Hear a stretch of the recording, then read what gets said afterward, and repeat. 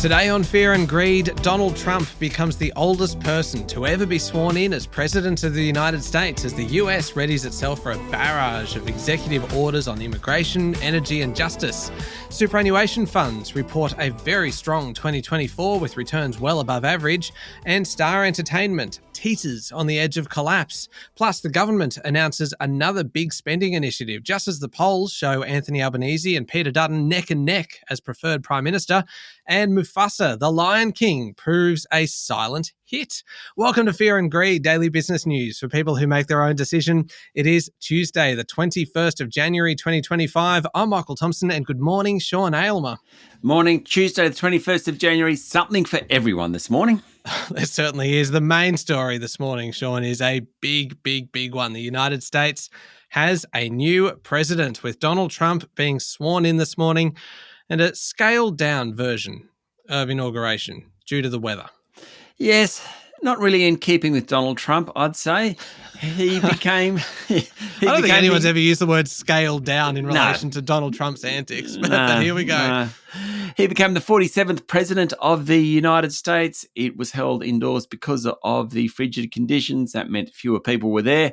Mostly it was a room full of politicians, a few CEOs around, especially of the tech companies, Mark Zuckerberg, Elon Musk, Jeff Bezos.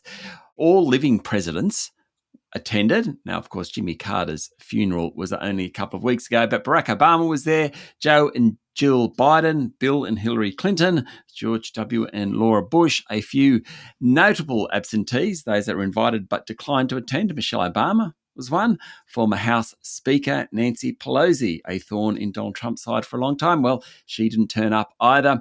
There were 3 official balls after the inauguration. That's actually not many. After Obama was elected and his inauguration, he hosted 10 balls back in 2009, just 3 going on there, probably going on at the moment. It was.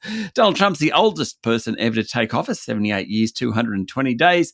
He is expected to hit the ground running or sprinting, expected to sign more than 100 executive orders, including pardoning most of those arrested after the January 6 riots on Capitol Hill 4 years ago. There's also expected to be changes in terms of a national emergency declaration regarding the Mexican border.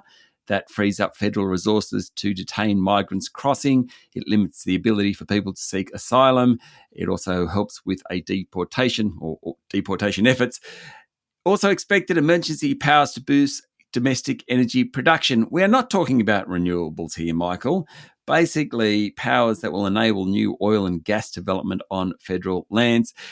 Fair to say, Donald Trump wasn't gracious in taking over.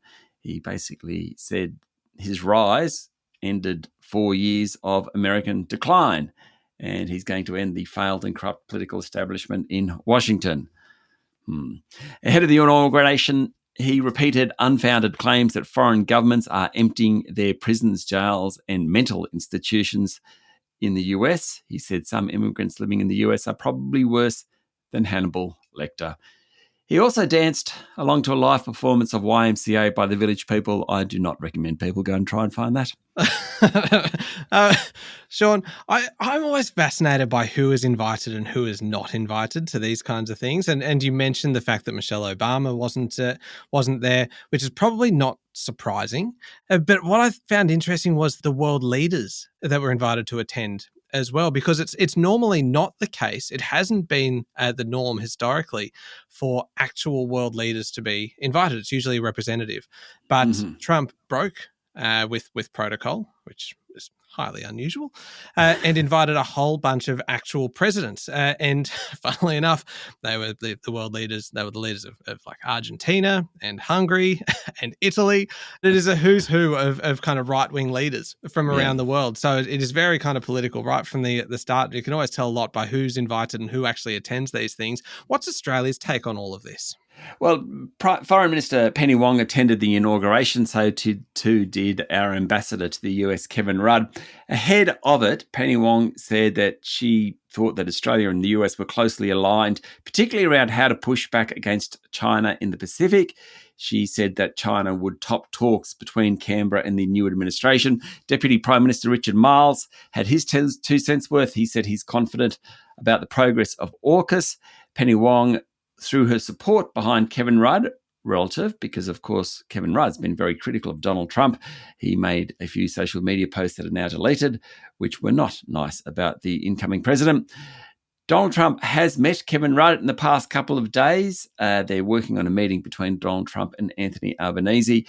Interestingly, Trump's already become a little more pragmatic on China than much of his rhetoric. For example, he posted just before his inauguration that he wants TikTok to keep operating and he wants it to have 50% US ownership. More on that later. But already he has become a little more pragmatic. And just to finish up the Donald Trump segment today, Sean, a meme coin, which that Donald Trump debuted on his social media accounts on Friday, has already attracted billions of dollars of trading volume. This is interesting. It trades under the ticker $Trump on the Solana blockchain. It's gone from a value of a few cents to as much as $75 US. It's got a market value now of about $9 billion, according to CoinMarketCap.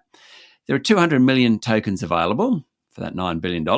Now, Trump-affiliated organizations control another 800 million, according to the New York Times. So theoretically, we're talking about $36 billion that the Trump affiliations have just made in about 36 hours.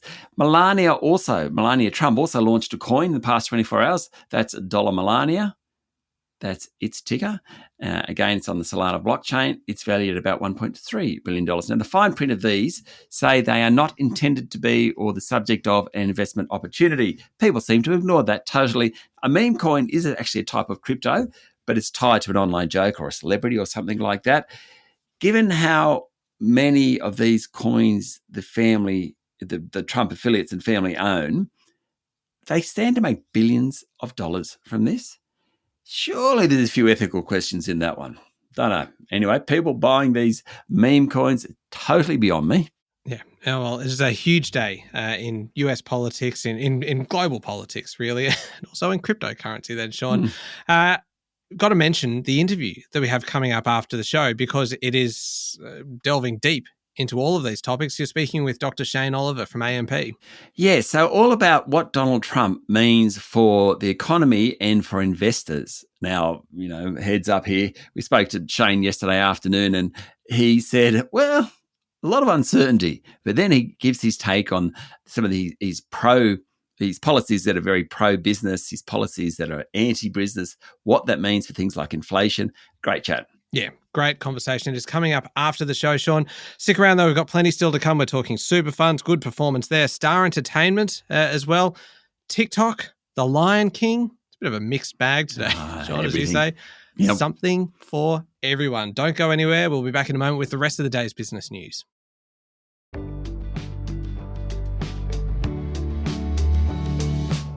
Sean, super funds posted a stellar performance in 2024 with the median growth fund returning 11.4%, meaning that is 12 positive years in the last 13.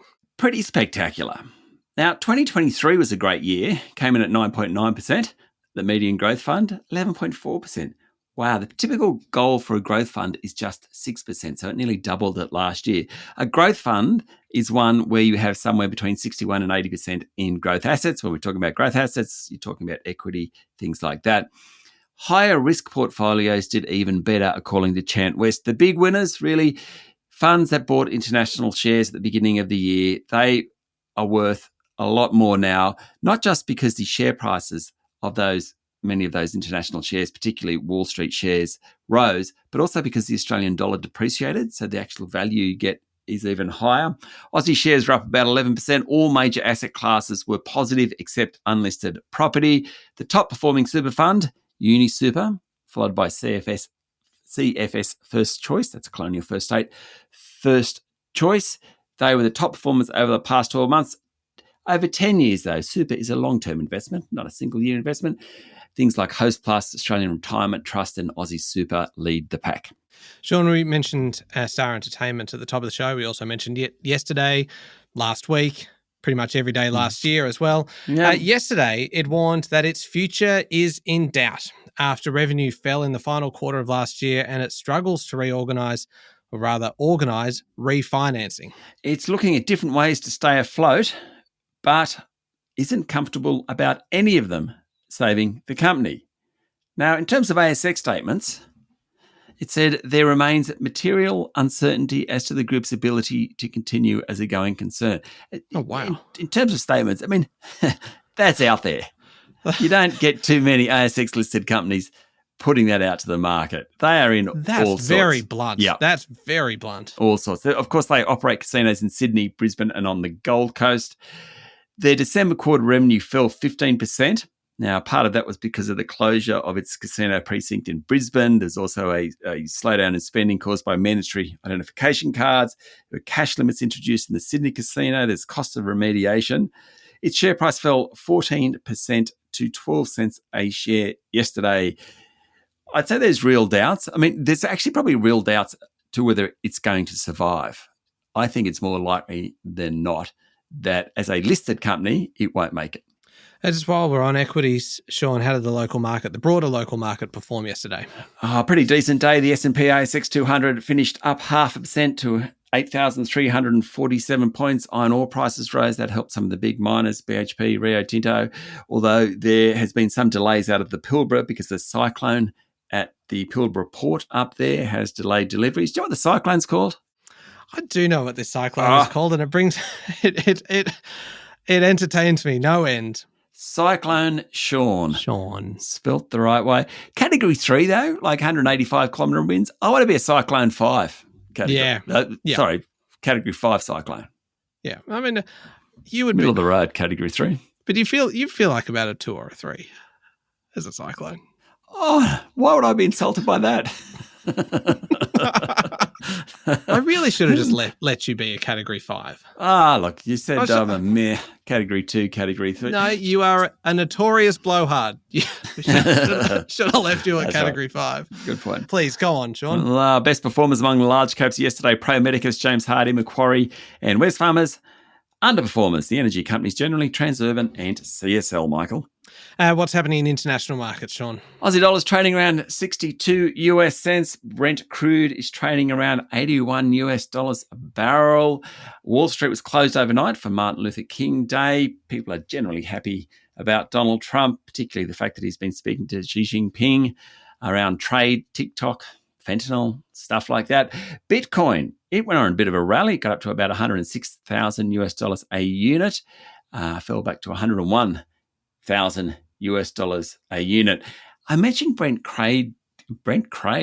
I mentioned Brent Crude then. We have a very cool Ask, Fear and Greed today. Oh, we do.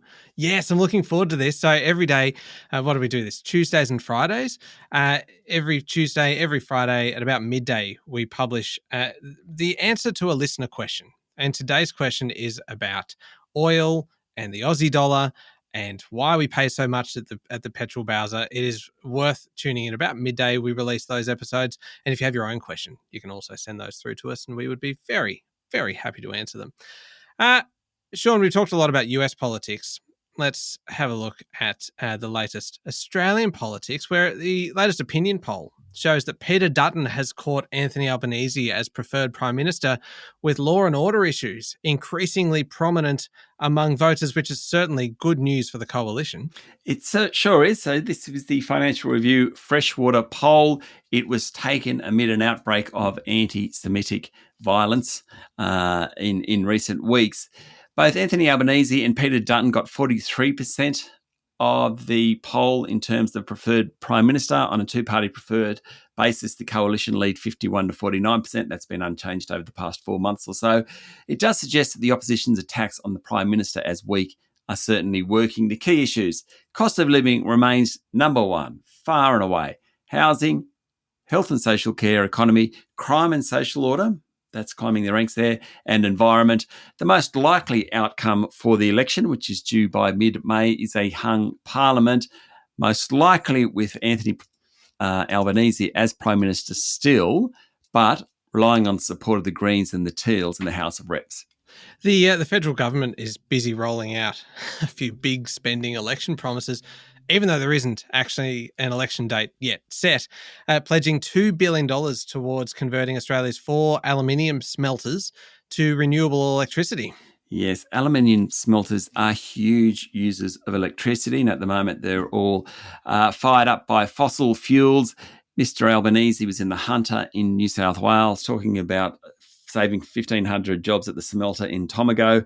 In the past 3 weeks, the federal government's announced $7.2 billion to upgrade Bruce Highway in Queensland, $3 billion for the NBN, $2 billion for the aluminium smelters yesterday. The spending has commenced. For its part, the coalition has promised up to $20,000 in fringe benefit tax exemptions for businesses with turnover up to $10 million for taking people out to lunch. That has got fear and greed all over it. Oh, this feels like it's been tailor-made for us, Sean. An excuse to lunch every...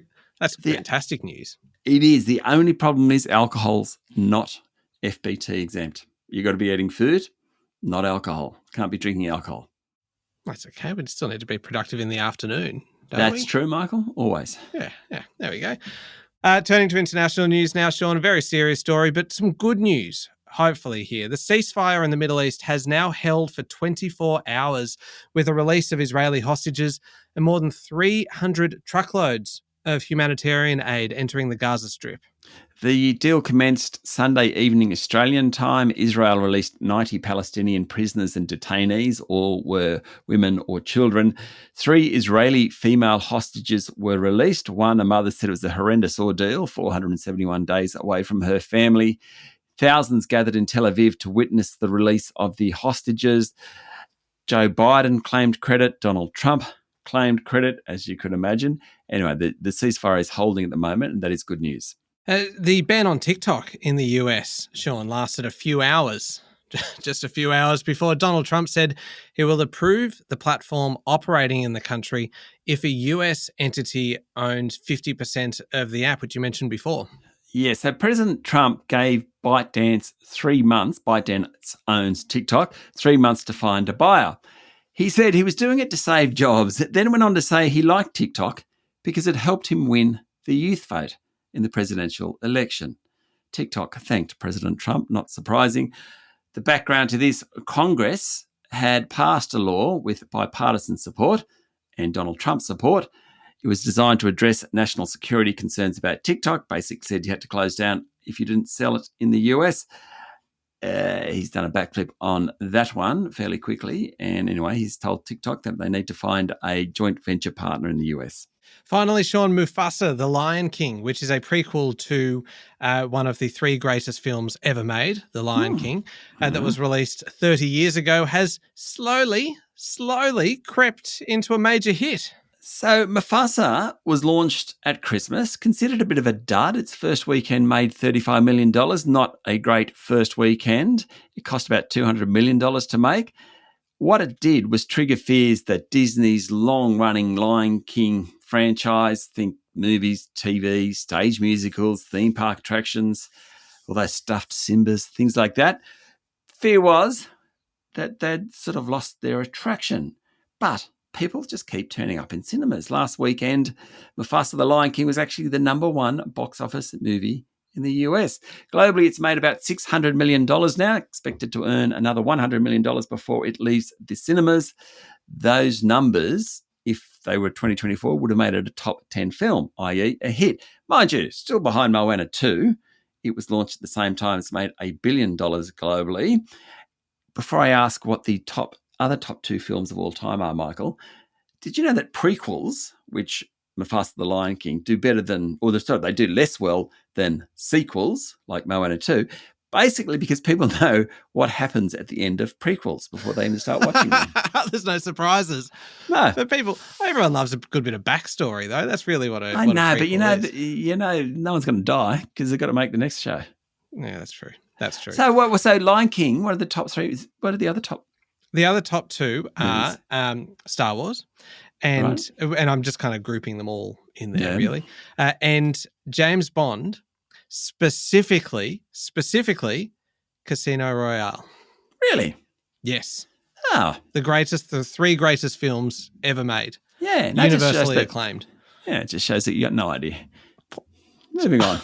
I have no regrets anymore about the Category 2 thing. Up next is the Fear and Greed Daily interview. Dr. Shane Oliver from AMP is your guest. It is a must listen if you'd like to understand the economic and market impact of Donald Trump moving back into the White House. Make sure you listen to that one. It's up next in the Fear and Greed playlist on your podcast platform or at fearandgreed.com.au. Thank you very much, Sean. Thank you, Michael. It is Tuesday, the 21st of January, 2025. Make sure you're following the podcast and please join us online on LinkedIn, Instagram, X, TikTok and Facebook. I'm Michael Thompson and that was Fear and Greed. Have a great day.